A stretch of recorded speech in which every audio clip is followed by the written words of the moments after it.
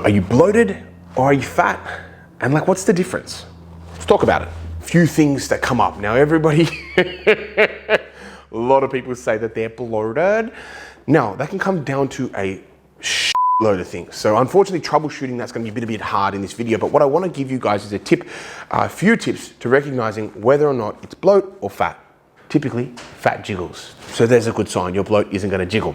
But what you'll find if you are struggle with bloat, you're going to notice that the part where your stomach is quite hard. Bloating typically is characterized by that hard, firm, distended almost stomach area. Whereas fat, if you wake up in the morning and everything is nice and smooth and you look exactly the way you want, and then by afternoon's sake, you've got this hard sort of mound where your stomach should be, it's a good indication that you're bloated and you're probably digesting the wrong things for you or too much of the wrong things for you. Now, there's no wrong or right really in the fitness space.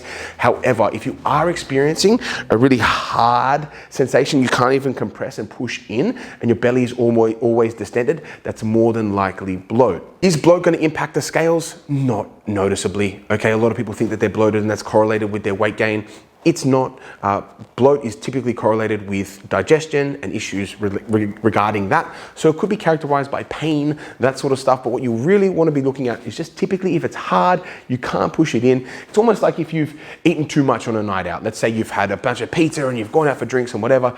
You're going to have a little food baby. That feeling of that little food baby is going to be your bloat. If that goes away in the morning, good sign. If it sticks around, it's probably a solid indication that you're not eating the right foods for you. Your body's struggling to digest them. Typically, they're high fiber foods.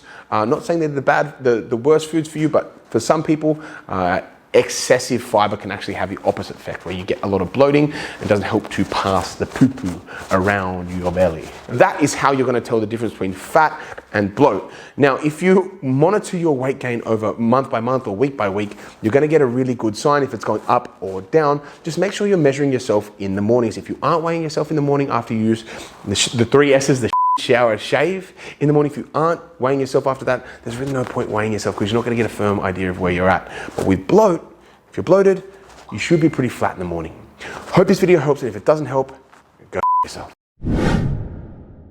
Team, if you like that video, be sure to click here for your next video or here for something that you may like, all that sort of stuff. And make sure you subscribe and click the notification bell to make sure you get all our videos. We make at least one video daily on a different topic.